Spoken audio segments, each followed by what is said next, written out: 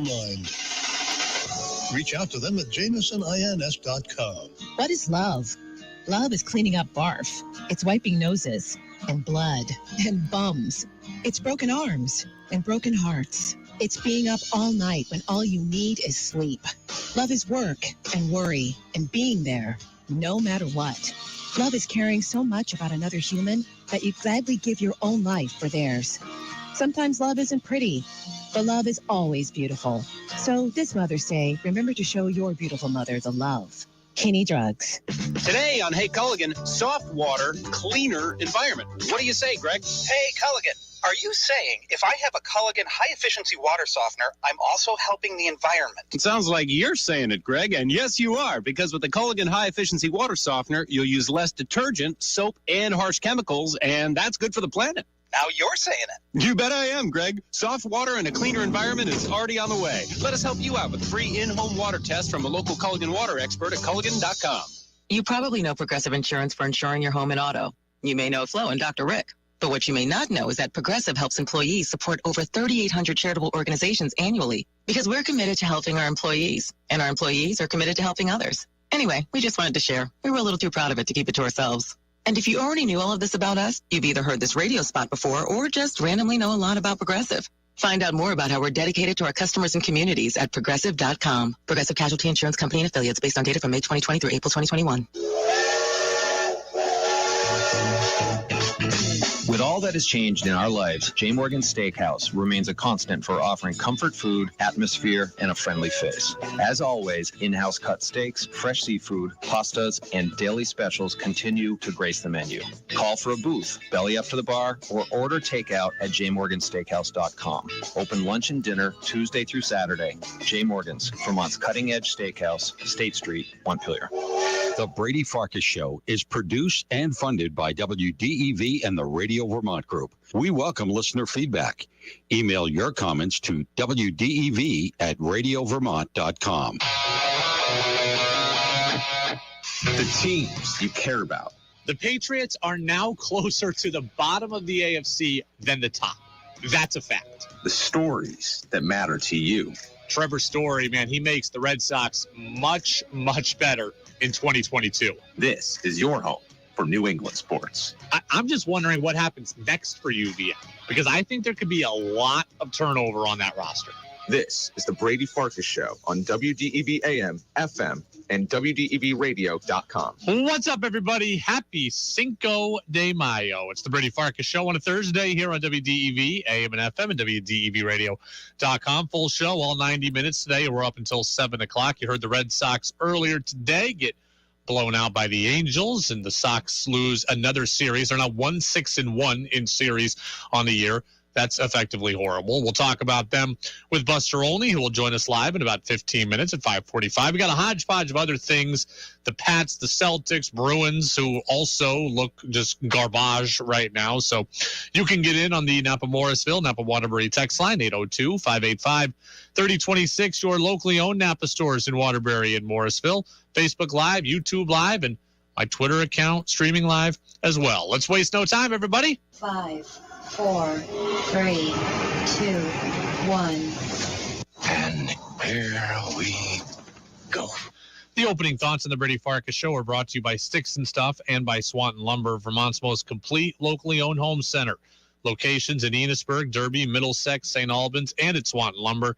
They're online at sticksandstuff.com.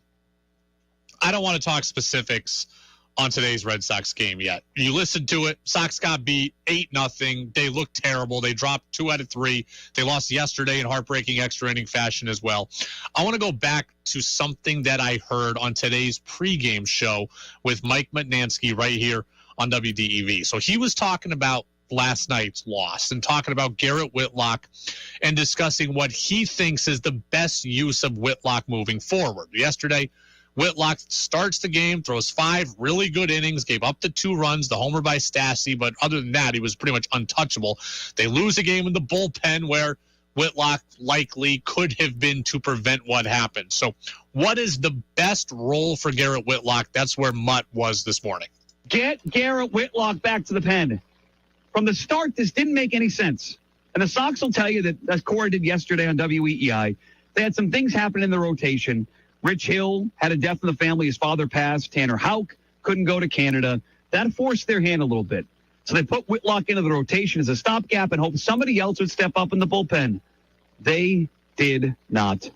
This team has cost themselves at least 3 or 4 games conservatively on this one decision to have Whitlock be a starter. I think Mudd is wrong, and I really like Mudd. He's come on this show multiple times. I think he is awesome as the Red Sox pregame show host here. I think he's wrong here.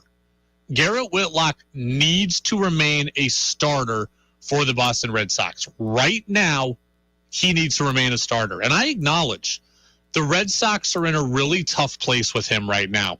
They need to figure out how to balance 3 specific things. 1, what is best for the Boston Red Sox in 2022? 2, what is best for the Red Sox long-term future? And 3, what is best for Garrett Whitlock? And it pains me to say it, but when you consider all of those factors, I don't think what Mutt says is really feasible. Not right now.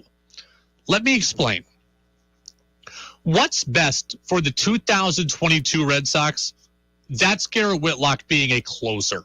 That is what's best for the Red Sox right now this year. That is best for this year's team. There's no doubt in my mind. He's their best reliever. He strikes out everyone. He throws strikes. They'd have more wins in 2022 if they used him as a closer, going 1-2 innings at a time tops. But that is not the best role for the Red Sox moving forward long term, and it's not the best role for Whitlock moving forward long term. Garrett Whitlock is a starting pitcher in the future. You have to build him into that. And it's just that simple. Whitlock has multiple pitches, throws a ton of strikes. The starting pitcher is hopefully, through some rule changes, going to be brought back to prominence. And the Red Sox have now locked him up at a very affordable rate for the next several years. As a starting pitcher, Garrett Whitlock is one of the best bargains in the sport. Like, the full value of his contract, if he achieved every incentive, is only $44 million. You can't find good. You can barely find serviceable starting pitchers for $44 million contracts. You have major questions in your rotation moving forward, do you not? Nathan Eovaldi's a free agent after this year. Michael Wacha's a free agent. Rich Hill's a free agent. We never know about Chris Sale. There's a million questions in your rotation. You've got to have some answers, and Garrett Whitlock is an answer. So he is a starting pitcher moving forward. So it's not smart to have him throw 1 inning at a time now this season, and then all of a sudden expect that he'll be able to throw 180 innings next year. He didn't pitch in the COVID year. He's had Tommy John surgery. He needs to be steadily built up. You've got the makings of an ace starter. You can't use him as a 1-inning reliever only this year and then expect that he can just go 7 and dominate every time out next year. Yesterday, 5 innings, he had 9 strikeouts. 36 pitches were swung at. 15 of them were swung and missed. That's an absurd 42% of the pitches swung at where no contact was made. That is absurd. So what's best for the Red Sox moving forward is an affordable ace starter. What's best for Whitlock moving forward is in order to get him to that point, you've got to start building up the innings and the durability now. He very well may have to go to the bullpen later in the year when you start to get towards inning limits, etc. But for now, the best role for Garrett Whitlock is a starter. He has shown that he can do it. He has shown that he is good at it. And he has shown that he can be a solution to a lot of questions that you have in the future. As baseball brings back the importance of the starting pitcher, Whitlock is an affordable stud. You have to cultivate that role for him. And what Mutt is asking for is not most conducive to that. I'm sorry, it's just not. 888-900-3391 802-585-3026 on the Napa Morrisville, Napa Waterbury text line. The Maverick. The Maverick from Berry City. Brady, didn't you say you wanted Whitlock as a closer, so why have you changed your mind? I did say that. A couple of weeks ago, I said that. A couple of weeks ago, I would have kept Garrett Whitlock as a closer. But then I saw him start, and I saw him dominate in that role, and now I think he's a starter for years to come. I would have kept Garrett Whitlock as a closer, but then you paid him $19 million guaranteed and gave him a deal potentially as rich as $44 million. That's not a massive overpay for a great reliever, of course, but it's a huge steal for a starter. And we as the Boston Red Sox now, we're all about value. You're going to get a huge surplus value out of this Garrett Whitlock deal. So, yeah, at one point, he would have been my permanent closer. But now that I've opened up the box and given him the money, now he is a starter. And he's a starter that should stay a starter until innings limits are reached. Thomas from Williston, hey, Brady, your boy Bloom really screwed up the bullpen big time, didn't he? You know, I said all along that this pitching staff was the worry for this team. But that said, let's understand something. This is nearly the same bullpen we saw last year, minus Adam Ottavino, now Whitlock, who Bloom found, so I don't think you can really use that against me. But Bloom did build a bullpen that has had a lot of good pieces to it. Austin Davis has been great. Robles has a 1.74 ERA. We like him. Strom's been good. Brazier, not a Bloom guy, but he's kind of come back to life under Bloom. Now Barnes has been terrible, but now I would have done more in the bullpen. There's no doubt. They could have signed Kendall Graveman or Jansen or traded for Kimbrel, but let's not act like everything that Ian Bloom has touched in the bullpen has been terrible. I don't believe there's enough that's been done, but he's found good arms out there. He found Whitlock. He got Ottavino last year. Strom. Beekman, who's got great stuff. I know a couple of slip-ups. Wouldn't be my ninth inning guy, but a couple, Beekman's had some moments.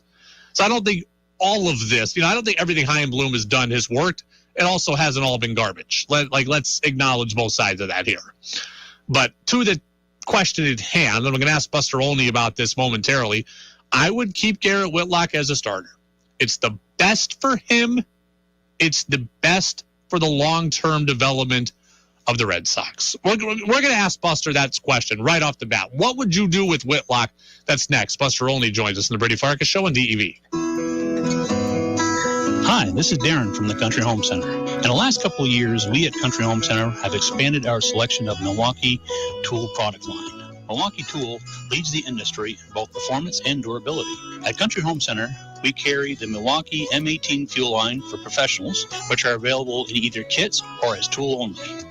We also carry the M12 fuel line, which is compact and perfect for service techs and for work located in hard-to-reach areas. This summer, we are bringing in the entire line of Milwaukee hand tools, everything from hammers to chalk lines. Also, a wide selection of Milwaukee mechanics tools, well over 300 SKUs. Also, our line of pack-out storage solutions and accessories. So stop in and take a look at our over 100 feet of Milwaukee products at Country Home Center, 85 Center Road, Morrisville. Also, check us out on Facebook. Congratulations to Will Sipsey of Lincoln, our latest winner from the WDEV Fairness to Fans machine. Excellent. This is Will Sipsey from Lincoln, Vermont. I just want to say that I have a rebuilt LaRue Brothers transmission in my 1999 Dodge 250 Ram. It is a great transmission. No purchase is necessary. The next drawing is Thursday, May 19th. Fill out an entry form at WDEVradio.com. The Fairness to Fans machine, maintained by LaRue Brothers Transmissions of Barton, only on WDEV. Do you have chronic joint pain, like in your knees and hips? It's time to think about an exciting new way to treat joint pain with biologic therapies, regenerative solutions. I'm talking about QC Kinetics, now available here. Lots of people here have called QC Kinetics already. They are the nation's leader in helping people deal with chronic pain with no surgery, no drugs, no steroids, and no downtime. These natural pain treatments can actually repair and restore damaged tissue in your joints with long-lasting results. I'm telling you, Biologic Solutions help your body heal itself. If you have joint pain due to arthritis, lower back pain, shoulder pain, you need to change the way you think about pain treatments and discover the biologic therapies at QC Kinetics. Get moving again, get your life back with no surgery and no drugs. Call QC Kinetics now to learn more. 802-PAINLESS. That's 802-PAINLESS. WDEV also serves the Northeast Kingdom at 101.9 W270BR Island Pond. Make your opinion heard by texting onto the Brady Farkas Show at 802-585-3026.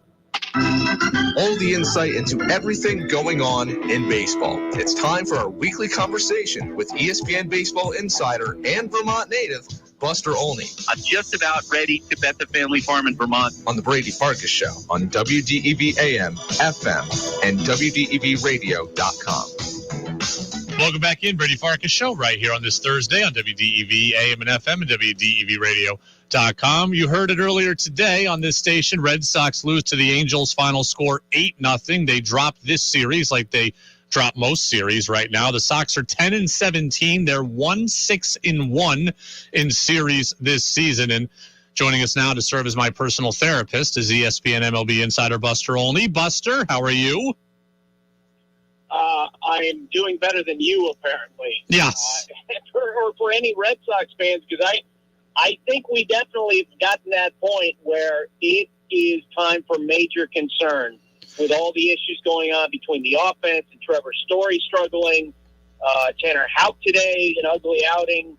It does feel like the Red Sox need a major reset and major conversation, something, especially with how well the Yankees and the Blue Jays are playing. Yeah, before we get to today's game, and I don't even have much to say on today's game, let's go to last night and let's go to what we were just talking about here. Garrett Whitlock. Here's my position on this. I believe that the 2022 Red Sox would be best served with Whitlock as their closer. However, I think that Garrett Whitlock is on his way to becoming a very, very affordable, huge steal front end of the rotation guy. And if that is his long-term calling, then I'm kind of saying screw what's best for the 2022 Red Sox. Leave him in the rotation, build him up so he can hit the ground running next year as a guy that can go 6 innings every time out. What do you think is the best role for Whitlock right now?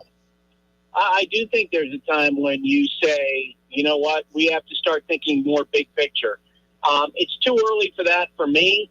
After watching Diekman last night, I just feel like, look, to have a lefty as a closer who allows opposing hitters to put the ball in play as much as Diekman does, I really feel like they need to find another solution. Now, maybe Whitlock is that. For now, I think the focus has to be on trying to win games now. But at some point with Brady, I agree with you. They have to start thinking big picture. And what do you think about Matt Barnes? He's the guy who gets saddled with the loss yesterday and gives up the big home run to Taylor Ward in extra innings. So we talked about on opening day, I didn't think the Sox had any faith in him. Now, it turned out he had back problems, but his velo's down. He doesn't seem to trust his fastball. All he does is throw curveballs and changeups now, which I've never even seen him throw until this year. What do you do with this guy that you've extended but appears to kind of be cooked right now? You got to put him at the back end of the bullpen. You can't put him in a position where you're relying on him. It's just not possible at this point. Again, we're sort of at that emergency time mode where you have to just do everything you can now to try to tread water and stop losing games in the standings. It's pretty clear you can't trust him. I don't think he trusts himself. I think your diagnosis is dead on. Really interesting nugget this week. So we learned that Trevor Story and his negotiations. So he had similar offers to the one he got from the Red Sox from both Seattle and Texas, turned them down. Then he ends up in Boston. He's since fired his representation. I don't think you fire people if you're happy with how everything went. Do you think he actually wanted to be in Boston originally? I think he absolutely did want to be in Boston, but I think what happened was that he was surprised in the negotiations about the vaccine mandate from the Red Sox, because the Red Sox made the offer, but all along it was conditional on the fact that Story agreed to be vaccinated. I think that when that was presented to him, along with a $140 million offer, he wasn't happy about it. He didn't think it should be, he didn't think it should be attached. And so, through that unhappiness, that's when he decided to fire his agent. I must say, I don't know necessarily if the other offers were comparable. And I would say this, his agents were swimming upstream against the perception that he's got a major elbow issue. That he has, that at some point, that might require Tommy John surgery. That was the perception of a lot of other teams. And so actually, when you think about that and you think about the fact he signed so late, $140 million, pretty good deal. But Trevor decided to fire his agents. Buster Olney, ESPN MLB Insider. We're going to talk more about that in the 6 o'clock hour, too. Buster's with us every Thursday here on the Brady Farkas Show. I don't want to get way into the weeds here on this, but we don't know. We'll find out, I guess, in July if the baseball qualifying offer system is going away. It might be. It's tied to the international draft. Potentially, they're going to decide that in July. So that would play into this. But if the Sox continue to struggle, could you see them trading Xander Bogaerts this season? I think that, I'm sure it's going to be discussed. Not only him, but then, Rich Hill and Michael Wacha. You could begin to look at different pieces and parts. But I do wonder if at some point, Brady, if there's going to be a conversation above baseball operations about the direction of this team, about the unhappiness of the fan base. You think about where they were last July, and they were, baseball's biggest surprise team. And to see where they are now, I think there is going to be a broader assessment going on. And in fact, you and I have talked about how embarrassing the negotiations for Bogaerts were and how strange the 1-year extension offer was when you compare that with what Trevor Story got, with what Javier Baez got. I would not be surprised if there would be a major revisitation over that decision with Bogaerts, that they would get back into it. I think right now there are really, high levels of concern about what's going on, and sort of what, so I think the idea that they would, look at midsummer and do a sell-off, that might work if you're like a mid-market team. It's not going to work in Boston. That's not going to play. And so like I said, I think it'll be talked about, but I think in the end, you're going to see the, Red Sox leadership double down and say, look, we need to try to win because we're the Boston Red Sox and we're a big market team. I have generally been a major Chaim Bloom defender. You have not been shy about questioning Chaim Bloom. I guess the question is the direction of the franchise. Is this a plan that Chaim Bloom has brought on his own, or do you think a lot of the financial constraints and all that is being dictated to him and he's playing by ownership's rules? Which one do you think it is? I think it's, look, when you're talking about negotiations involving Xander Bogaerts, that's got to be an ownership call. In the end, ownership has to be the one that, has to effectively direct Chaim in terms of what he's doing. I might take a recommendation to them, but in the end, the buck stops with John Henry. It stops with Tom Werner. It stops with Sam Kennedy. And I think that what's going on with the Red Sox right now, is it such a high degree of concern in terms of the fan base? I think that that you're going to have folks who are in a position of authority in that organization taking a broad assessment about what's going on. Earlier in the week, I was like, there's no harm in the Red Sox trying to bring in Robinson Cano. Now I don't think they necessarily need him. I'd rather see them just bring up Jarren Duran from AAA and see what the young kid can do instead of the old guy. Do you think Cano's going to get picked up by he'll get picked up by somebody, but will anybody good be picking up Robinson Cano, you think? Look, I think that you're going to have teams who are going to be willing to say, look, we'll give you a minor league contract, give you an opportunity to go down and find your swing and try to get yourself back on track. But there are two things to remember about Cano. He was struggling really badly against high-velocity fastballs, which is what happened when you get older. The second thing is, it was a rhetorical question brought up to me by a friend of his about Robbie, and he said, why do you think that he took PEDs? As you know, he was busted twice for PEDs after he got his contract, and the answer was the reason why he did that was because he felt like he needed that to get and play well. And if that's how he's feeling internally, then it does kind of make you wonder, you know what, this might be the end.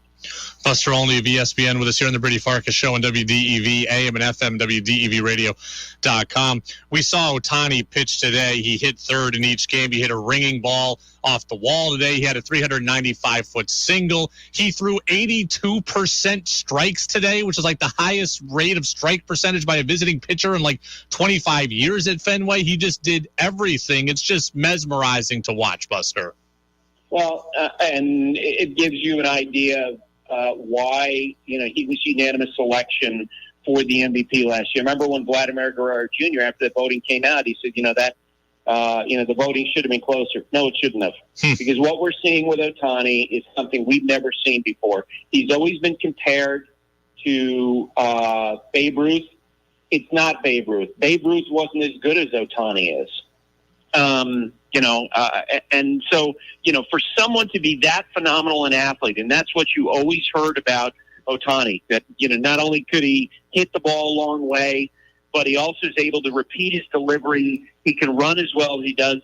It does feel almost inhuman that you could have someone with that, broad array of skills, which is why I think last year, as he was having that success, everybody from J.J. Watt to, folks playing basketball wanted to, see him play because it was so unusual.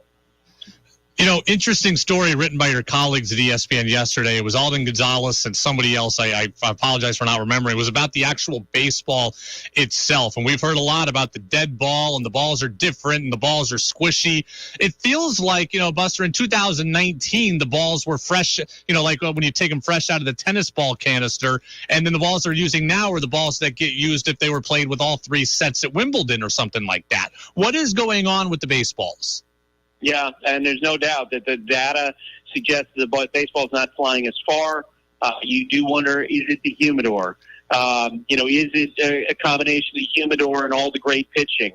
But offense is down, and part of the reason why, I believe, is that the baseball is not flying as far. You hope that as the weather warms up, maybe that'll begin to change. Maybe baseball will start to introduce some balls that fly a little bit more. I was talking with a baseball official the other day. He said, we know they're capable of changing the baseball because we see it in the home run derby every year. Yeah.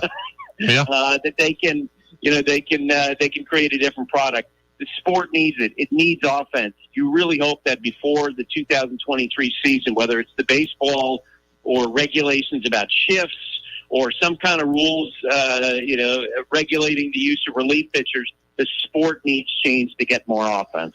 Buster, I've always been a fan of getting rid of this, changing the shift. I've been open to some of these new ideas.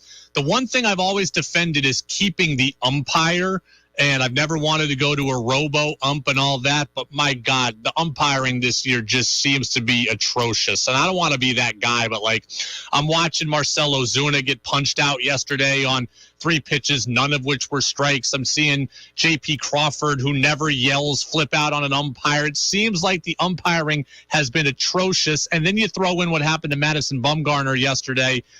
Does the umpiring seem worse to you this year? It doesn't to me. In fact, I've had conversations with players who really believe that the young umpires who make up the bulk of the umpiring group are actually really good. and they have been better. But I do think that baseball needs to look at its system for grading umpires. We all talked about the Angel Hernandez game on Sunday Night Baseball, 11 days ago. What I heard is that his grade for his performance in that game was 96. Okay, Joe West said that in a radio interview, I believe, with WEI, and that seemed incredible to me. So I, followed up on it. Someone at Major League Baseball and said, if Angel Hernandez got a 96 for that game when he missed so many calls, is that below average? Well, it turns out that it is. You can get the average score for an umpire in a game is 97.5. Wow. Until they start to hold these guys accountable and not have everybody graded on a curve to make them look better, I don't see how you're going to change behaviors like we saw. And with Dan Bellino, look, I know Dan. I think he's a good baseball guy. He made a terrible mistake in how he handled the Bumgarner situation. As a lot of former players have pointed out, it really looked like that he was baiting Bumgarner. I do think there's, whether it's this evening or it may have already happened. But some discipline, I think, is going to come down from Major League Baseball to Bellino because that was so egregious. Buster Olney, ESPN MLB Insider. Buster, appreciate you as always. Red Sox will start a series with the White Sox, who are now playing better, so it's not going to get any easier for the Sox at Fenway this weekend. Buster, have a great weekend, and we will talk to you in 7 days. Okay, Brady. All right, there goes Buster Olney, our ESPN MLB Insider. Yeah, the umpiring just seems horrible. I'm fine. Buster talks to more people than I do. I'm just one fan watching night to night. But maybe the rectangle they're putting up on the screen isn't really accurate because, I'm seeing significant amount of pitches that are put outside that rectangle being called strikes. It's just been absurd to me this year. I hope it gets better. The offense needs to get better. We'll see what happens. I do not want baseball to die a slow death. I don't believe that the sport is dying. That said, the sport needs to be more entertaining, and more offense would help do that. Red Sox right now are providing no entertainment, though. Sox beaten again today by a score of 8-0. We will get the CBS National News Update, and then when we come back, I got to go to a national news story. Everybody is so angry about Titans quarterback Ryan Tannehill. My question, why? That's next on DEV. 96.1 WDEV FM Warren. 96.5 W243 AT Berry. 98.3 W252 CU Montpelier. AM 550 WDEV Waterbury. This is CBS News on the Hour, your home for original reporting. I'm Monica Ricks in New York. Rough day on Wall Street. The Fed's interest rate news triggered a major sell-off today, pushing markets down more than 1,000 points. But Bankrate's Mark Hamrick is urging investors to hang tight. Until there's a sense that inflation's under control and there's greater visibility where interest rates are headed in the intermediate term, many professional investors believe stocks will remain under pressure. The World Health Organization says about 15 million people have been killed by COVID or its impact on overwhelmed healthcare systems. And there's still a way to go. The COVID-19 pandemic is not over. The hope is we have learned. We have learned aggressively how to disseminate vaccines. We have learned preventive strategies. CBS's Dr. David Agus. Carnival is still dealing with a big COVID outbreak. Here's CBS's Nikki Batiste. I've been on 7 cruises since August. And of course, COVID is always a concern. Darren Sievertson was among those who tested positive. I literally stayed in this room for 6 days. Carnival's not saying how many people tested positive. The UN says another intense effort to get people out of a steel plant is now underway in Mariupol. CBS's Bradley Blackburn has those details. Russian forces are bombarding the steel plant where Ukrainian troops are still holding on. Ukrainian President Vladimir Zelensky says many civilians and wounded forces remain in the plant, and some will need to be dug out from underground bunkers by hand. Thousands have been trapped there for months. Firefighters are taking advantage of calm winds in New Mexico to get a handle on several big wildfires. Jeremiah Duran's dad is on the front lines. It's really heartbreaking that the fire's behind our house. My dad is out there fighting the fire for us. I just want to thank all you people for giving us this food and this water. President Biden approved a disaster declaration that will help with some financial resources. Johnny Depp's ex-wife Amber Heard is back on the stand describing a time the actor slapped her on a plane. Because I'm not answering him. I was looking out of the window and he slaps my face. His friend is in our proximity. And it didn't hurt my face. It just felt embarrassed. Depp denies the abuse. He is suing Heard for defamation. And it's official, Jen Psaki is leaving the White House. Her last day as press secretary will be May 13th. Karine Jean-Pierre will replace her. She'll be the first Black and openly gay person to hold that post. This is CBS News. There's always something new under the sun. CBS Mornings, weekdays on CBS. Just because you're away from your radio or out of our broadcast range doesn't mean you have to miss out. Listen live on the WDEV stream, brought to you by AARP Vermont. WDEV's morning, midday, and afternoon news services, Vermont Viewpoint, and the Brady Farkas Show can all be found on the WDEV stream at WDEVradio.com. Brought to you by AARP Vermont, working to bring down the cost of prescription drugs for all Americans. AARP.org/VT. It's gifting season for grads, moms, and dads, and you can give them a unique experience through the Waterbury Adventure Challenge. Join them to follow clues, solve riddles, and discover local treasures. Plus, you could win the $500 grand prize. It's the perfect present for anyone who loves puzzles, crosswords, Wordle, history, or exploration.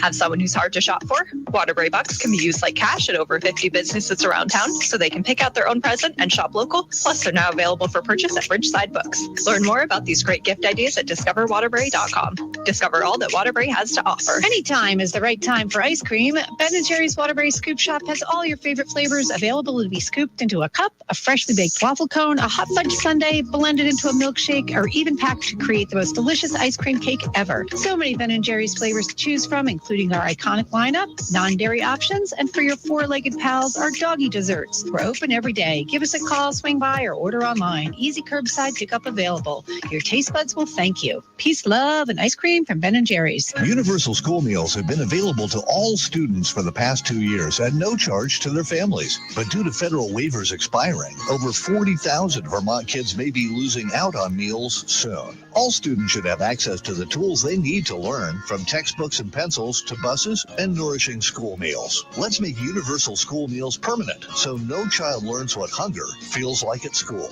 Learn more at universalschoolmealsvt.org/learn. Want Brady to hear your opinion on the sports stories of the day? Text in at 802-585-3026. Now it's back to the Brady Farkas Show on WDEV AM, FM, and WDEVradio.com.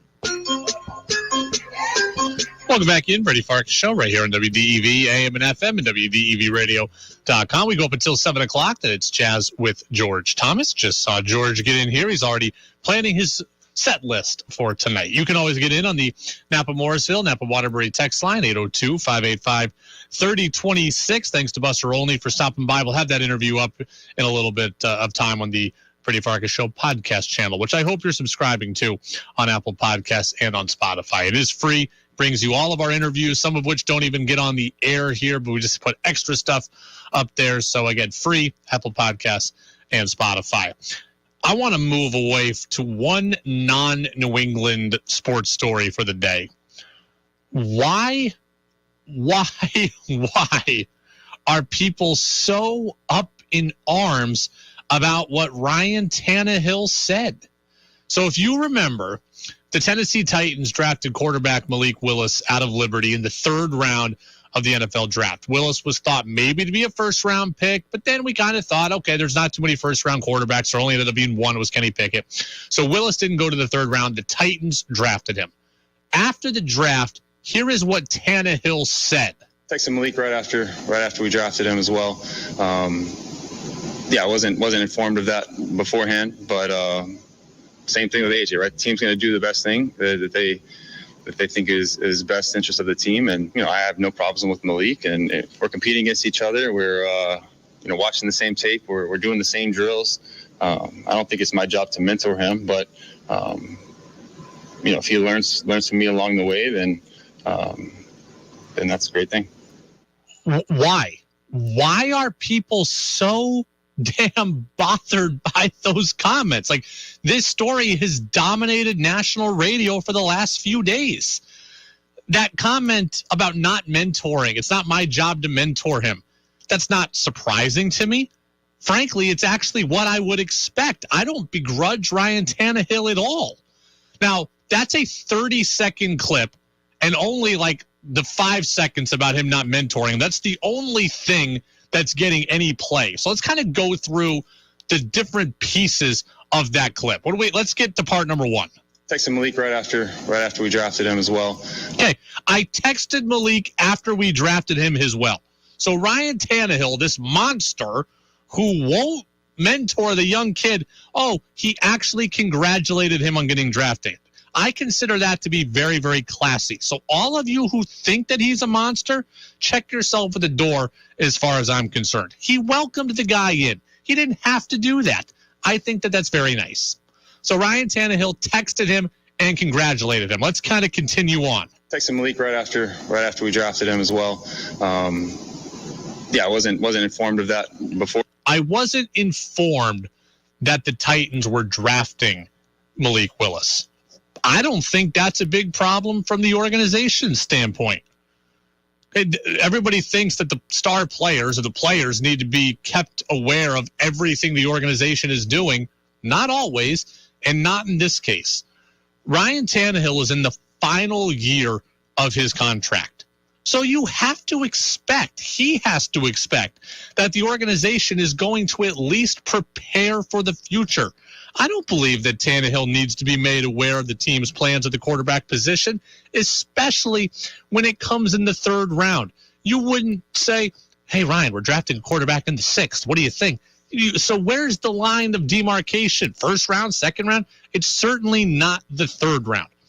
If it was a first-round quarterback, then maybe. But even then, I don't know that I care. Tannehill is in the final year of his contract. You have to expect that the organization is going to cover its bases. And it's not like Ryan Tannehill is a Tennessee Titans legend. He's not Steve McNair. He's not what Warren Moon was. Like, some guys elicit massive respect from their organization. Aaron Rodgers deserved to hear from the Packers that they were drafting Jordan Love in the first round. Aaron Rodgers deserved that. Tom Brady would have deserved to know, hey, we're taking Jimmy Garoppolo. Russell Wilson in Seattle would have deserved to know it. Ryan Tannehill's not on that level. He spent 3 years in Tennessee. This is about to be year 4. I don't have any problem with the team not running their third-round pick by him when he's in the final year of his contract. If he had 4 years left, maybe it would be different. But under these circumstances, he's in the last year. Malik Willis gets taken in the third round. That's a non-factor as well. Now, let's run it from the top, and let's get to the part that has everybody fuming. Texted Malik right after we drafted him as well. I wasn't informed of that beforehand, but same thing with AJ, right? The team's going to do the best thing that they think is best interest of the team, and I have no problems with Malik, and if we're competing against each other, we're watching the same tape, we're doing the same drills. I don't think it's my job to mentor him, but I don't think it's my job to mentor him. That's what's got everybody up in arms. 802-585-3026. Should Ryan Tannehill be being crucified for saying it's not his job to mentor Malik Willis? I don't think so.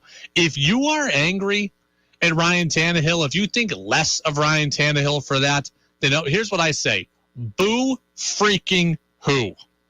Nowhere in Ryan Tannehill's job description does it read, quote, must groom my future replacement, end quote. That is not in Ryan Tannehill's job description.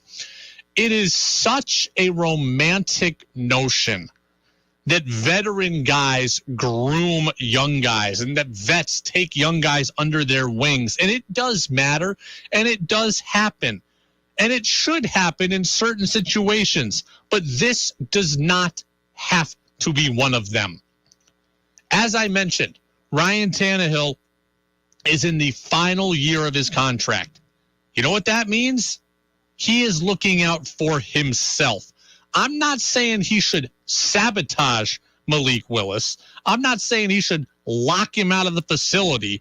You don't be mean to the guy. I'm not for that.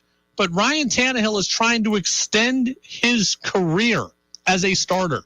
He's trying to extend his career in Tennessee. His Tennessee Titans career is on life support right now.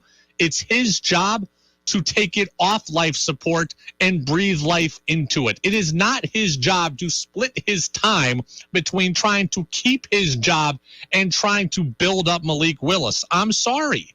It's just not in the job description. After throwing 3 interceptions in the playoffs last year, losing at home when you were the top seed, Ryan Tannehill, as I said, his Titans career is on life support. He's got a bunch to worry about with himself and with his standings. He does not have time or need to train his understudy. Again, you don't sabotage him. But Malik Willis, he'll learn from afar from Tannehill. He'll learn how to be a pro. He'll see study habits, practice habits, how to watch game film. He'll learn all of that through osmosis.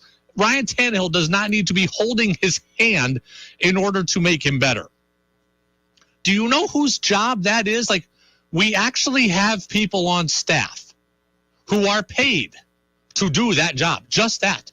It's called an offensive coordinator. It's called a quarterback's coach. It's called a head coach. Their job description is get every player better. Ryan Tannehill's job description is get Ryan Tannehill better so that he can be the best quarterback for the Tennessee Titans. Offensive coordinator, quarterback's coach, head coach, they can take Malik Willis aside and they can decode coverages with him and all of that. Like, that is their job.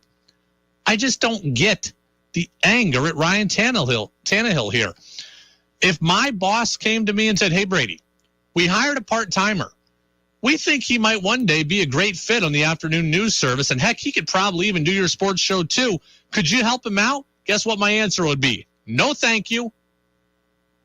Like, the writing's on the wall there, pal. Oh, you bring in this guy who's making less money than me, who you think can do the exact same things that I'm doing? Guess what? Zero interest in helping that guy get better.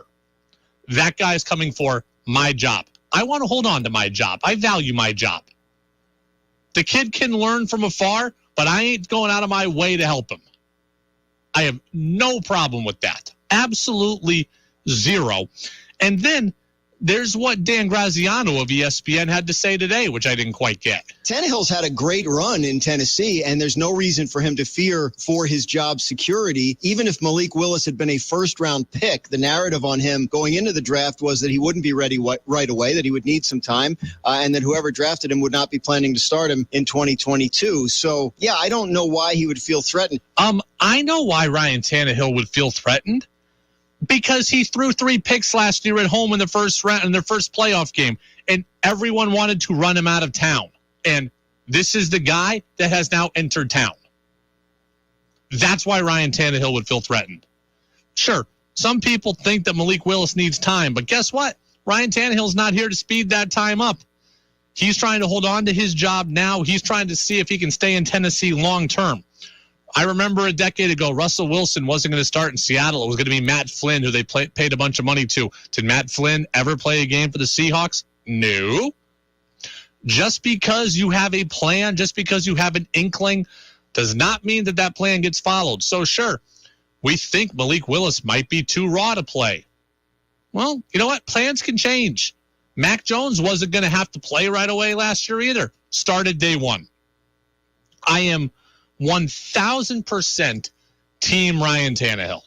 1,000% on this. Peter in Williston, Napa Morrisville, Napa Waterbury text line. Tannehill said what every other veteran quarterback has wanted to say when their replacement has been drafted. Yes.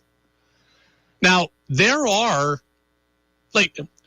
is Mac Jones threatened by Bailey Zappi? No, I would not think so. I think that Mac Jones could answer more questions and be more helpful for Bailey Zappi. There's not a threat there.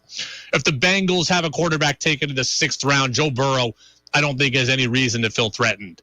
But Joe Flacco didn't want to mentor Lamar Jackson, was with him then, agreed with him. I agree with anybody who is their job is on thin ice. Tom Brady didn't want to help Jimmy Garoppolo, agreed with him too. Not his job. That's what an offensive coordinator and a quarterback's coach are for. That's their job. My job is to hold on to my job for as long as possible.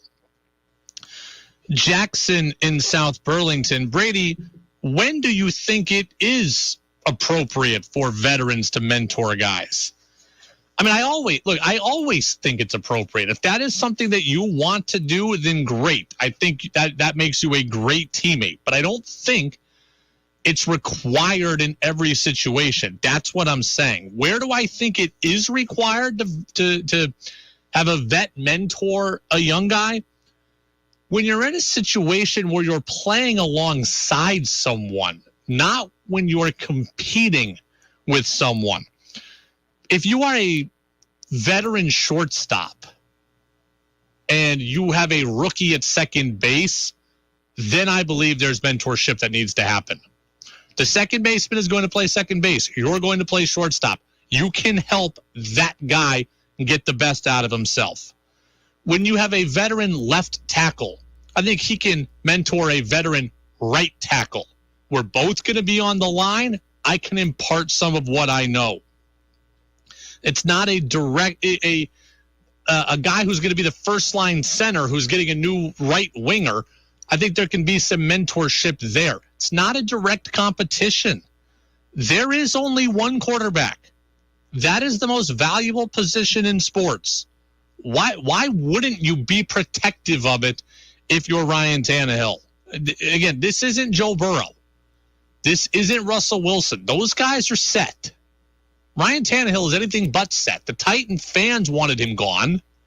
The Titans themselves, I guess, took at least a mild run at Aaron Rodgers. He's on very thin ice there. I don't need to be helping somebody else develop when I've got that tenuous of a hold on the job. Team Ryan Tannehill, 1,000% here. It's the Brady Farkas Show on WDEV, AM and FM, and WDEVradio.com. Okay, every time we have a full show, we do it every single day. Let's get to who's saying what. Whoa. What did he say? Mac Jones? Good Lord. Mel Kiper's got to slow down on this. Mac Jones ain't going to work, folks. It's not going to work. He's got to come to terms with it. It's not going to work. They really said that? Every damn thing is politics and race, and I'm losing my mind over it. It's time for Who's Saying What on the Brady Farkas Show on WDEV AM, FM, and WDEVradio.com. Who's Saying What? Brought to you by Vermont Laser Wash. That's Central Vermont's home of unlimited car washes, beginning at just $20 a month. If you want one free car wash, hopefully we're getting out of mud season now. So, one free car wash would probably do you very, very well as well. Just text the word Vermont to the number 30 and then 400. A couple of thoughts on the Patriots draft as we finish up kind of our draft week coverage, our post-week coverage. Former NFL quarterback Dan Orlovsky, current ESPN analyst, he was on the Pat McAfee show on Sirius XM, and he had some questions, comments, concerns about the Pats draft. They took two running backs. They got Damian Harris and Ramondre Stevenson. They don't need two running backs. Dan should have listened to our show on Monday because we gave you the answer to this question. Here's why the Patriots took two running backs. They don't know about the health of James White's hip. That's number one. James White is coming off very, very serious hip surgery. There's a very real chance he will not be the player that he was. He's over 30 years old. He just may not be that guy. So if he's not that guy, then you have an insurance policy built in against that. So that takes care of one running back. And by the way, even if White is okay this year, do I really trust he's going to be around on the team next year?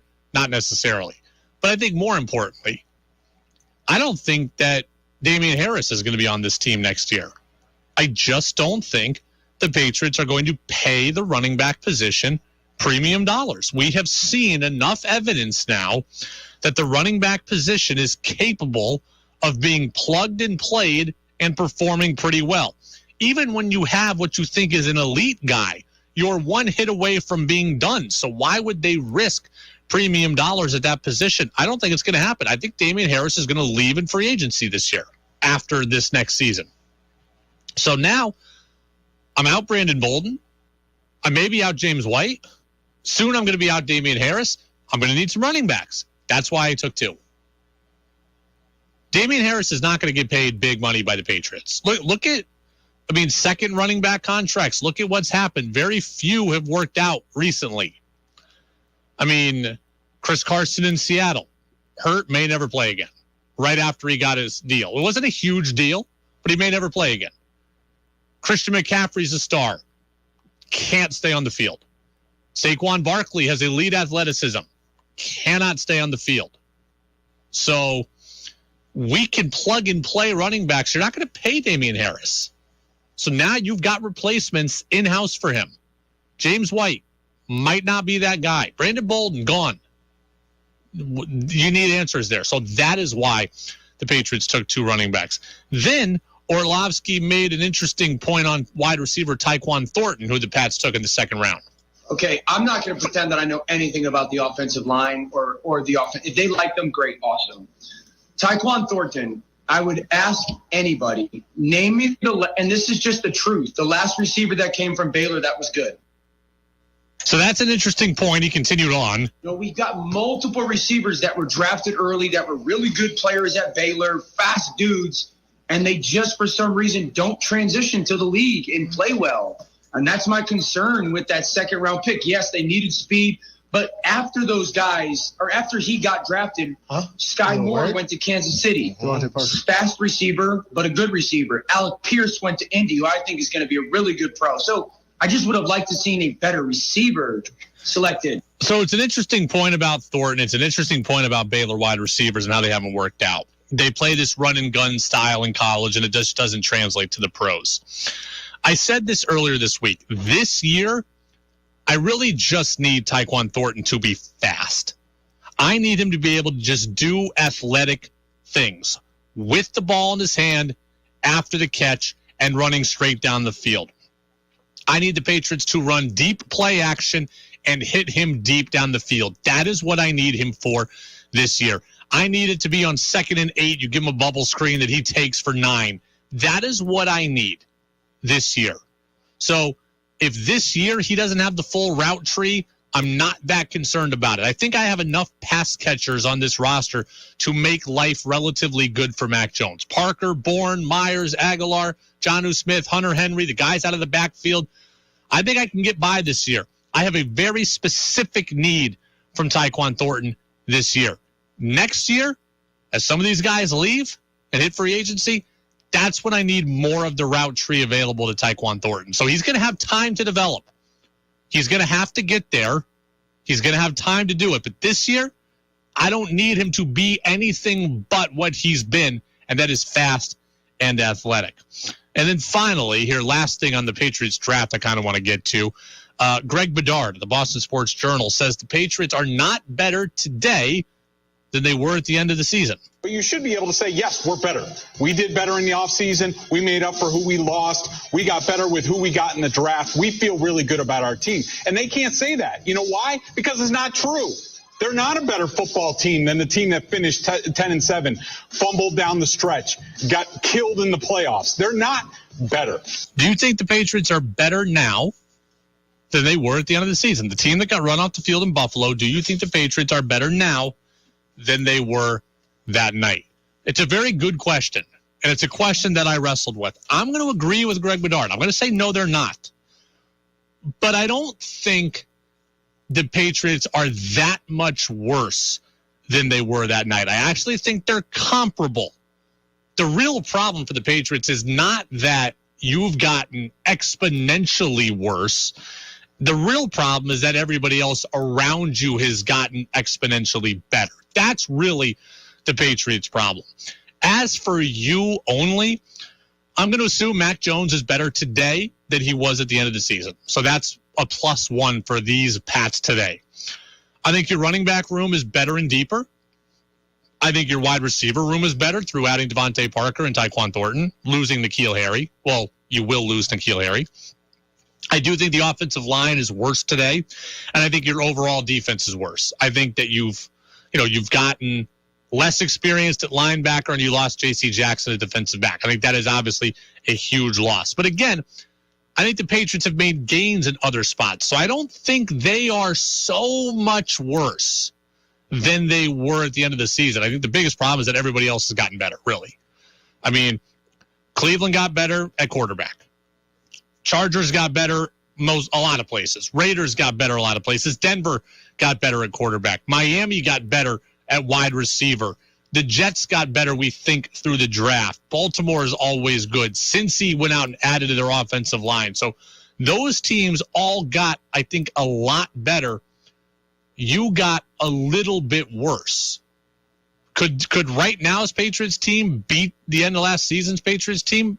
I think it would be a close game. Biggest problem is that everybody else would blow you out. It's the Brady Farkas Show on WDEV, AM and FM, and WDEVradio.com. Okay. I got a question I need some help with on the text line coming up next here. How often do you clear out your text messages? I've been taking inventory on that all day. I got to bring you some findings. That's next on DEV. At Charmin, we heard you shouldn't talk about going to the bathroom in public, so we decided to sing about it. I love my Charmin Super Mega Frozen Rolls. Gold fast on, it's TP Gold, yeah. Charmin's got 6 rolls in one, lasts forever on my buns. Only Super Mega when I'm cleaning. Charmin's got my booty believing. Charmin Super Mega Roll is 6 regular rolls in one. Enjoy the go with Charmin.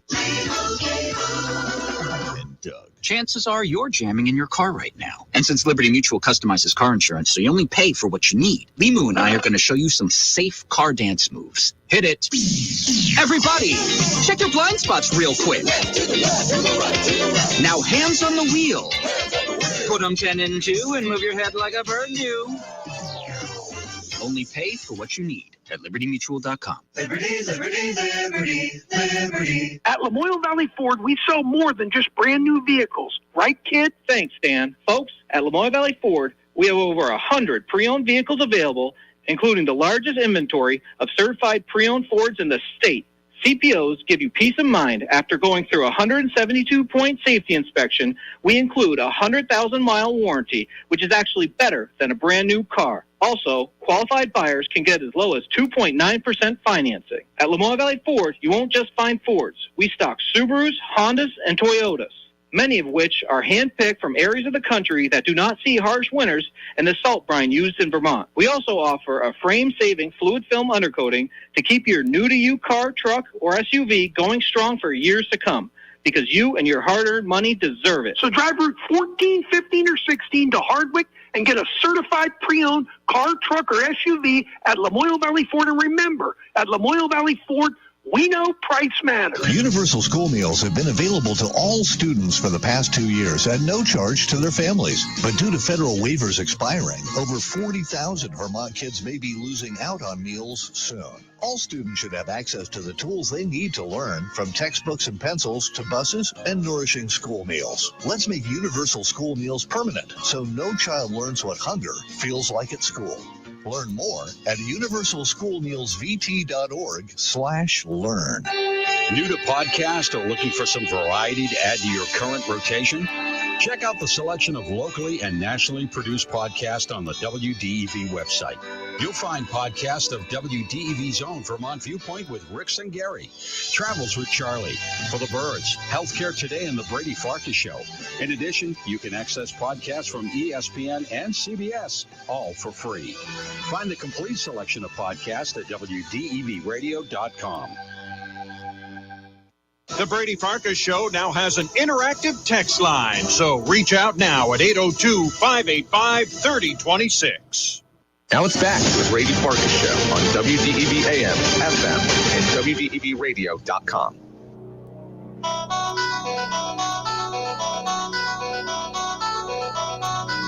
Welcome back in, Brady Farkas Show, right here on WDEV, AM and FM, and WDEVradio.com. Need some help? Napa Morrisville, Napa Waterbury text line. By the way, the show is brought to you by Pro Driver Training. That's Pro Driver Training online at ProDriverCDL.com. That's ProDriverCDL.com. They are Vermont's premier truck driver training school, and they'll help you with your Class A CDL, Class B CDL, passenger and advanced skills training as well. Again, that's ProDriverCDL.com. I have to ask this question, and I really do need help on the Napa Morrisville, Napa Waterbury text line. So it's 802, it's 585-3026. How often do you people clear out your text messages? Like if you have an iPhone or an Android, your text message threads can be held for a while and your phone has good memory to be able to hold on to them for a really long time. So my question is for you, how often do you delete your text messages? Because I am terrible at it. I spend most of my day, unfortunately, on my phone, right? But I'm texting guests. I'm texting insiders. I'm texting people that I want to come on the show. So I'm on my phone a lot. So I feel like I talk to a lot of people over the course of the day, over the course of the week, over the course of a month. I went and looked today at my phone. I have not deleted my text message threads at all since December 21st of 2021. So that's 5 months that my messages have all just been marinating in my phone. I have some text conversations that go back as far as 2020, but like I really didn't start. The last time I did a mass delete was December 20th, clearly, of 2021. So I haven't deleted my messages in more than 5 months. I had 175 different text conversations that needed to be deleted today. I deleted them. I counted all the way up till 100, and then I kind of stopped. I kind of loosely counted. It was between 150 and 175 different conversations. That feels like absurd to me. Now, I talked to Calvin from WCAX, who's also on his phone a lot, said he's never deleted them. Said just whenever he got the phone, he has never deleted messages since then. So he's got even more than I did. Geraldine over at VT Digger, I asked her on the afternoon news service too. She said hers sounds exactly like mine. So I guess in this business, it's kind of par for the course. But for the general population, how often do you clear your text messages out? Because I don't have the effort. Like I don't have the bandwidth to just try to like do them one at a time. You know, I need to know who's coming on the show and all that. So like I have a reason for not deleting them. But 5 months, that's a little bit absurd. We get a message in on the text line. Depends on who it is, but if it's family, it's worth clearing the memory being used to keep old text message threads. I always clean out messages from others once a month. You can grab a screenshot if necessary. Okay, yeah. 5 months it's been for me. 5 months. A little over 5 months. December 21st, like right before Christmas. And I'm talking, some of these messages probably had thousands, some of these threads probably had thousands of messages in them. I know one person who's in this business that they delete every message right after that. They can't not stand clutter. Like my phone is full of digital clutter. Emails I like to delete. I don't like to have a million emails. Calvin said he has 70,000 emails. 70,000. Are those like real emails? Or are they all advertisements? Because I'll get like ad flyers, you know, like Big Lots has this special and Walmart's got that one and the local farmers market. Like anything I've ever been to, I'm basically on their distribution list. Those I'll delete pretty quickly. Emails, I don't like to have more than like 500 at a time. But text messages I apparently will keep for what feels like forever to me. But evidently a lot of you are kind of in the same boat as me. Someone does say, this one's Joel, who is over in White River Junction, down in White River Junction, says, I delete them all once a day. I do a mass cleanse every day. Get one from Abe, who's over in Northfield, who says, I'm a real estate person. I can't legally delete anything. I have to have all of my conversations. So, well, there you go. So maybe I'm not as bad as I think. I'm going to do kind of a search or a questionnaire around the building tomorrow. Lee, I guarantee you Lee deletes his messages every day. I guarantee it. Lee is not that type. So I'll have to ask Lee, Corm, Charlotte, Kaya, part-time Danny, Rick. I'll have to ask all of them and see what they say tomorrow. George Thomas is in here. George, do you delete your text messages every day or like once a month or how often? He just says he throws his phone away instead when it gets too big. So that's an answer I wish I could do. However, my phone numbers that I feel like I have are too valuable. If I ever lost my phone, then there would be some interesting numbers that people would find. If I ever lost my phone and people went through it and saw the numbers that are in there, that was one of the very first things I ever got told in this business, actually, was my boss at the time said, if I ever lose my phone, I'm in real trouble because high-level people are going to start getting phone calls. That would happen with me. Not as much as it would have with his phone, but if my phone got lost, there'd be some people getting phone calls.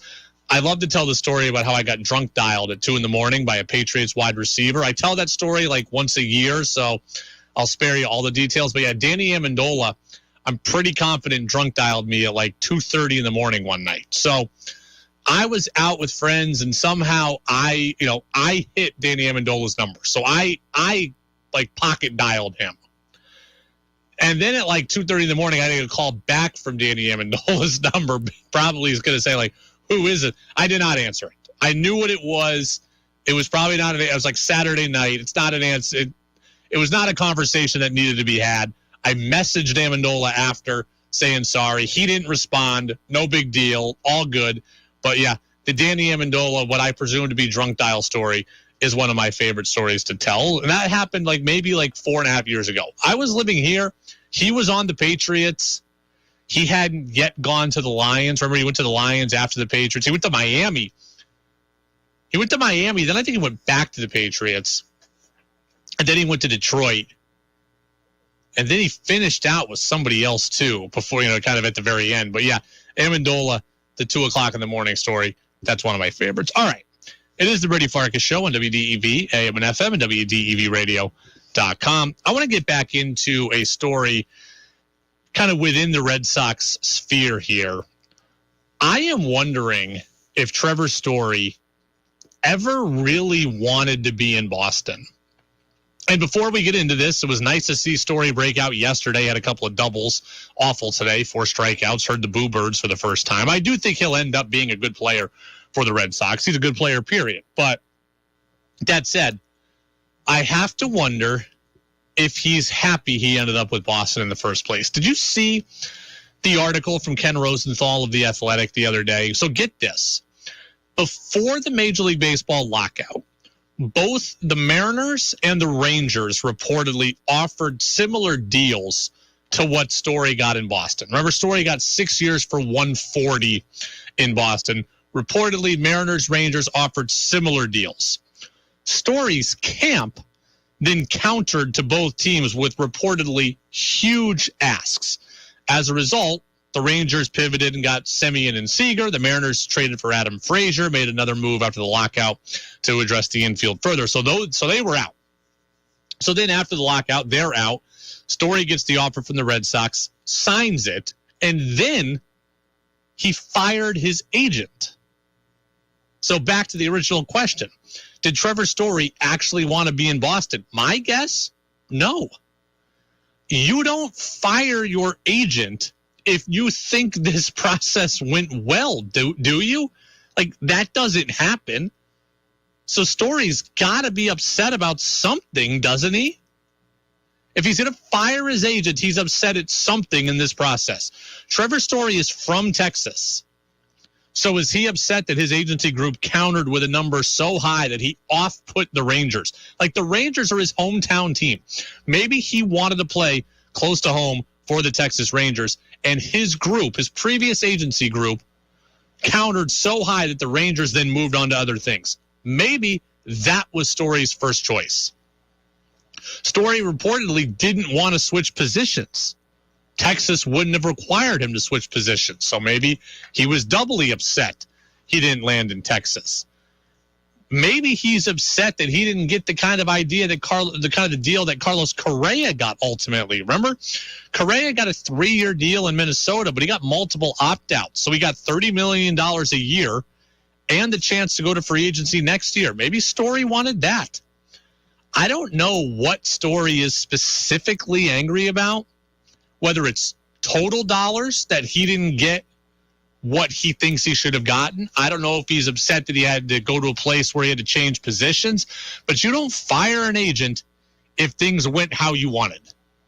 So it's pretty clear that Story is upset with how things went, and I just think it's evident he never really wanted to be in Boston.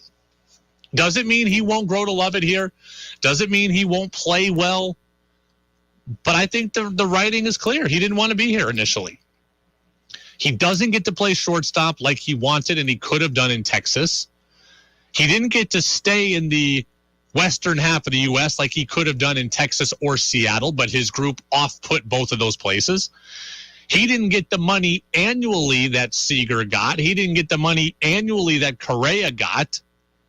He didn't get the money overall that Seager got, and he didn't get the early opt-out with a chance to go back into the free agency pond like Correa did. So, I get why he's upset. It seems like nothing really worked out in the way that it could have for him. So, look, learn to love Boston, but I understand why Trevor Story might be upset. I've never had an agent, so I've never had an agent to fire, but I could see why he fired these people. He had to go to a different side of the country. He had to change positions. He didn't get the money that anybody else got high in terms of the average or overall. Get a message. I think the Red Sox promised shortstop to Story in 2023. That's possible. Yeah, it's possible. Kind of a handshake, wink, wink deal. But if that was promised, then why exactly is he firing his agent? Why is he firing? He's firing his agent for a reason. Now, Buster speculated with us an hour ago that it was about the Red Sox making him get vaccinated. So maybe that's it too. So he's mad at his agent. This is speculation, but this is kind of what Buster was hinting at. That Story's mad at his agent because he didn't know that getting vaccinated was going to be a part of this. He didn't want to get vaccinated, and his agency group went down the road knowing he was going to have to get vaccinated. So he might have been upset by that. Well, if he didn't want to get vaccinated, then he very well may not have wanted to end up in Boston, but he felt like he had to take it because of the money. Something doesn't add up here. Trevor Story is upset at something. You don't fire your agent because you're happy. He may end up okay in Boston. I think he probably will. But I don't think he wanted to be here in the first place. He might have wanted to get more money. He might have wanted to stay close to home. He might not wanted to move positions. I think it's very clear that initially Trevor Story didn't want to be here. Buster thinks yes, but thinks the vaccine thing was part of it. So Buster's differing, has a difference of opinion than me on this, but I don't think so. That all came from Ken Rosenthal of The Athletic, and a good story by him, and another one from June Lee of ESPN that came out earlier this week, too. I don't think Story wanted to be here. And right now the fans don't want Story here either. He was 0 for 4 today with 4 strikeouts. And he struck out in a pretty key spot against Ohtani, in which I think he had a 3-0 count also, and then ended up getting gassed for a couple of pitches. So, speaking of that, Red Sox beaten by the Angels. Final score, 8-0. It was close for a while, and then it wasn't close anymore. So we'll play you back some of the highlights and talk to you about exactly what happened and what happens next. That's on the Brady Farkas Show on WDEV. WDEV at 90 is brought to you in part by New England Municipal Resource Center, NEMRIC, supporting one-of-a-kind local businesses like WDEV to preserve the distinct character of Vermont. Now more than ever, Vermonters are eager to get out and about. And Vermont's outdoor recreation businesses and organizations are here to help. They build and maintain the trails we walk and ride. They grow and sell the local food that keeps us going and make and sell the gear that keeps us strong and safe. The Vermont Community Loan Fund is here to help Vermont's outdoor rec industry with our new Trails Loan Program, supporting outdoor recreation and those who make it possible. Trails offers financing and free business resources to help Vermont's trailblazing outdoor rec community grow stronger and more sustainable, generating jobs and energizing our rural economy. The Vermont Community Loan Fund, for over 30 years, Vermont's nonprofit business lending partner. Learn more about trails and our other business lending programs at investinvermont.org. That's investinvermont.org. Meet Bob Minetti. In 2016, he was diagnosed with pancreatic cancer. Bob participated in a clinical trial that included cutting-edge radiation therapy and surgery. He's been in remission since completion. I'm Keisha Sharp. Since losing my mother to pancreatic cancer, I've been working to share the kind of state-of-the-art work being done by Stand Up to Cancer and Lust Garden Foundation. To learn more about the latest research, including clinical trials, visit pancreaticcancercollective.org. And now a small business setback. Set to smooth jazz. It's late. You're driving in the rain with only one thing on your mind. The deer about to total your HVAC van. But with Progressive's 30-plus customizable coverage options, you're covered. The rest is just saxophone.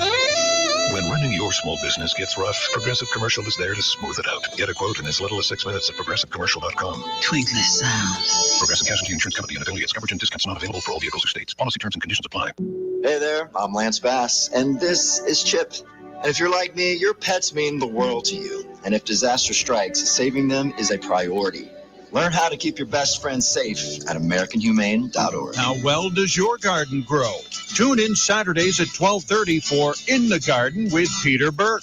Peter and co-host Joel Nashman give you 1 full hour of the latest news, helpful tips, and your calls to talk about what's happening in your garden. It's brought to you in part by Montpelier Agway, your locally owned Montpelier Agway, East Montpelier Road. In the Garden with Peter Burke. Live Saturdays at 12:30. Hear the podcast anytime at WDEVradio.com. Think you know sports better than Brady does? Text in with your thoughts at 802-585-3026. Now it's back to the Brady Farkas Show on WDEV AM, FM, and WDEVradio.com.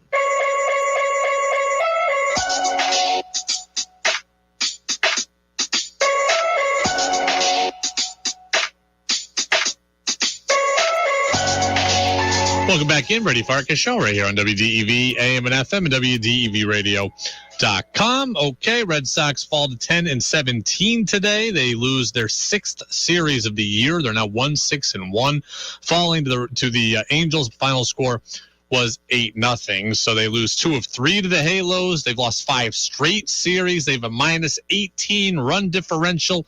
They're 8.5 games behind the Yankees just 4 weeks into the season.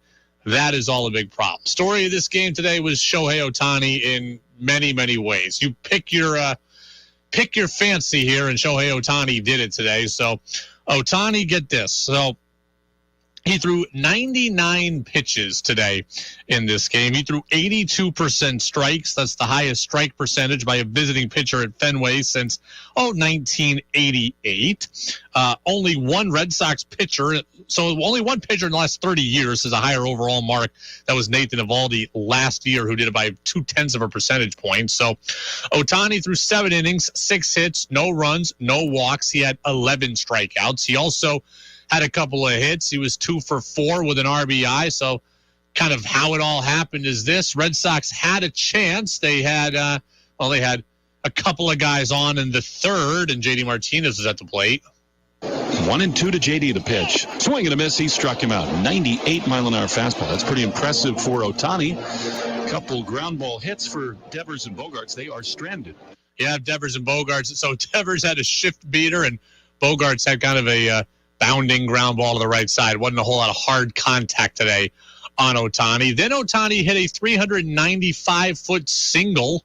Ohtani, he drives one high and deep toward the triangle in right center field. Jackie on the gallop. He is there in front of the pen, and he loses it in the sun. It's off the wall. Bradley picks it up off the track. Ohtani is held at first as Ward races over to third. Jackie was there. He had the shades on. He's been back there so many times. A towering high fly ball, and Jackie just couldn't see it. Yeah, so Ohtani ends up with a very long single there. So it was scored. This game ended up 8-0 Angels. It was actually scoreless through 6th. And then in the 7th, well, then all hell started breaking loose. Tanner Houck threw a slider down and into Jared Walsh. And Jared Walsh really in defense of Houck, this ball wasn't hit that well, but it wrapped around the pesky pole. There's a pitch that's looped down the right field line. Real trouble if it's fair. It is hooking, and it is fair and gone inside the pesky pole. And Jared Walsh strikes again. A 2-run homer. And there goes the scoreless tie, 2-0 Angels. Yeah, so again, Houck's going to look like a real bad performer today. 2 1/3, 7 earned runs on 5 hits. But again, really, it was 0-0 into the 7th. That ball was not hit that well, but it did find a way out of the ballpark. And then, well, really all hell broke loose. Bases were loaded. Nobody was out in the 7th inning, and then David Fletcher came to the plate. Infield in the pitch, and he swings it. Lines one into left field, drops for a hit. A run scores. It'll be just the 1 run now. Yeah, that made it 3-0. Then Ohtani came to the plate and banged one off the monster. Pitch. Swing. There's a shot hammered to left field. Verdugo back. It's going to be over his head off the scoreboard. 1 run is scored. Throw to third and safe. They almost had a chance to get the force there. Yeah, so Ohtani, you heard that. It hits the it took a number out of the Fenway scoreboard. That made it 4-0. Anthony Rendon had a ground out to make it 5-0. And then, there's that man again, Jared Walsh. Pitch, and he swings and fists one where nobody's playing on the left side. It barely makes the outfield grass, and it drives home 2 runs. Another tough break. Walsh with a little fisted flare hit on the dirt. Raffy was the only one on the left side, and where the shortstop would get it normally, but it was wide open, and Walsh has 4 RBIs today. Yeah, and then the last 2 games. And then there was this one. This made it 8-0. This finished it off in the 9th. 3-2 pitch coming from Cutter Crawford to Brandon Marsh. Sure it is. And he swings and drives one high and deep to right center field. Back by the bullpen. And this ball is gone off the bullpen roof out there. And it's 8-0 Angels. Marsh with his 3rd home run of the year. As Crawford gives up a blast. Yeah, that was off Cutter Crawford. So that's how it sounded. Red Sox really didn't do anything well offensively. There was 2 hits from JBJ. He was the lone bright spot. He's up to 200 now in the year. He had a double. Also had a fly out to the warning track, had another single. He was 2 for 3. Rich Hill pitched very well. 5 innings, 1 hit, 1 walk, 6 strikeouts. He was efficient and effective as well. So congratulations, Rich Hill. He pitched well, 68 pitches on the day. And there you have it. Red Sox 10-17 now on the year. Certainly not where you want to be at this point. And take a quick look at the Major League Baseball standings. At least the Red Sox are not the Reds, who are now 3-22. So that, it could be worse. Red Sox 10-16. I said 10-17. I said that a couple of times. My mistake. It's 10-16, 8.5 back. They are just a half game up on Baltimore again for last place. They're 5.5 back of Tampa. They're 6 back of Toronto. So things ugly right now for the Red Sox. Sox going to start a series with the Chicago White Sox. It's going to be a 3-game set at Fenway. We'll have it for you as always here on DEV. Go download the podcast, everybody. Jazz with George Thomas. That's coming up next right here on WDEV, AM and FM, WDEVradio.com. We're always streaming on the free WDEV radio app. We'll see you tomorrow, everybody. Short show, just here for 40 minutes. We'll talk about the Celtics as we get ready for the Game 3 on Saturday with the Milwaukee Bucks. See you tomorrow. Jazz, George Thomas. That's right. That's next. With Marvin, selecting the best window and door products has never been easier. From design styles and materials to window and door options.